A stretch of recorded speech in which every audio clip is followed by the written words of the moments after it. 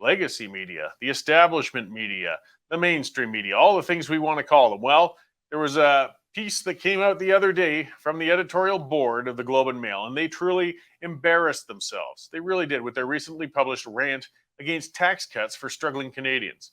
So, with a complete lack of self awareness, they referred to the tax cuts being made by Premiers Doug Ford, Jason Kenney, Scott Moe, and John Horgan. See, not even all conservatives. Horgan's no conservative.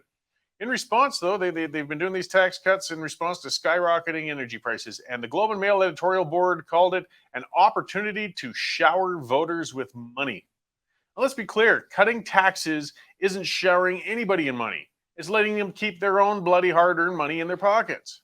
If anybody's indeed being showered with money, it's Canada's mainstream media outlets, including the Globe and Mail, and they've been slurping at the subsidy trough to the tune of hundreds of millions of dollars in taxpayer bailouts over the last couple of years. So it's pretty galling watching a media outlet that's shamelessly taking a bite out of taxpayers in order to bail out their own unsustainable business model, only to listen to them complain that the government's letting those same taxpayers keep a little more of their own earnings. It honestly gave me a vision of a fat pig raising its head from a trough and squealing in rage because it saw a nearby starving laborer nibbling on a couple of crumbs that had been left to him by the farmer. How dare you let that peasant eat those leavings when it could have been given to us? These are subsidy prostitutes of the media, and they've just developed such a sense of entitlement to the earnings of Canadians, they express fury at the very thought of giving taxpayers a break. Any money kept by Canadians, I guess, is a little less money that Canada's rotting legacy media outlets may not be able to take, I guess. I mean, these high costs of energy are harming the entire nation right now. And we're struggling to climb out from an economic hole created through years of pandemic measures. And the high energy prices are only making the struggle that much tougher. If a person doesn't drive a car, high fuel prices are still contributing to the rise of costs for every consumer, whether it's food goods or any consumer goods that are being delivered to your house. Many people are sitting right on the financial edge, and these breaks in fuel taxes are giving them some much needed breathing space. The editorial board at the Globe and Mail doesn't understand the fiscal struggle, however. Perhaps if the government cut off the constant taxpayer-funded bailouts to newspapers such as the Globe, and made them make the same kind of cutbacks that other Canadians had to, they'd begin to get a glimmer of understanding why tax breaks are welcome and needed by Canadians right now. I won't hold my breath on the government cutting subsidies to media outlets anytime soon, however. I mean, editorials such as the one at the Globe demonstrate that the media bailouts are working exactly as the government hoped they would. The Globe editorial parrots the liberal talking points in defending carbon taxes so completely, it reads as if it was written by a communications flack with Trudeau's own party, or even Environment Minister Stephen Guilbeault.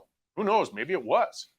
As mainstream media outlets become increasingly dependent on the government to transfer taxpayers' money to them, these outlets are naturally going to find themselves beholden to their government masters. They'll feel less inclination to cover the government with a critical eye, and will be increasingly tempted to write puff pieces made to make the government officials smile. It's gross crony capitalism at its worst and ugliest.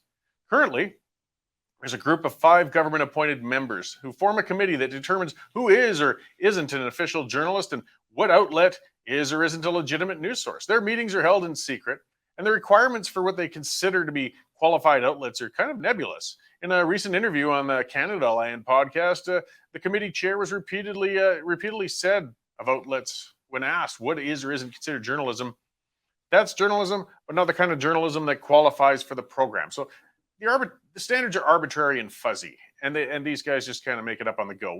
More than likely, they'll consider journalism whatever the liberal masters tell them to consider journalism. The Western Standard applied and qualified, actually, as a Trudeau government-approved outlet, by the way. But we refused to apply for or take any of those media subsidies. We just wanted to see if we could do it. If we took subsidies, we'd lose our sense of editorial independence and be on the road to becoming just another trumpet beholden to the government. Principles remain more important to us than government handouts, as they do with many alternative outlets. Of course, that's why the government doesn't like alternative media. That's why it's so important that we don't allow the federal government to continue with its quest to centralize and control media. They would shut down every alternative media outlet in the country if they could. And rest assured, they're trying to find ways to do it. The Trudeau government's dividing media into a preferred class and a subclass. The preferred class is subsidized, celebrated, and gets good government access. The subclass is often decried as being a provider of fake news and is denied access to government press events. And it's under constant attack from legislation such as Bills C-11 and C-18. The state-manufactured media hierarchy has fostered a sense of elitism and entitlement among the members within the legacy media outlets. The insulting piece in the Globe and Mail wasn't written by some lone columnist. That was the official opinion from their editorial board. Their paper, while shamelessly taking subsidies from the pockets of taxpayers, is officially opposed to giving citizens a tax break. So please, keep that in mind as you consider subscribing to or reading material from legacy outlets such as the Globe and Mail. I mean, you can't yet stop the government from showering your tax dollars on the mainstream media, but you can at least stop giving them any more of your own money directly. They won't respect your wallet or your right to keep the money you've earned, so why should you do them any favors in return? Let them slide into full straight broadcast, state broadcaster status like the CBC. And while they still cost a fortune, at least people have stopped reading and viewing them as their ratings prove out.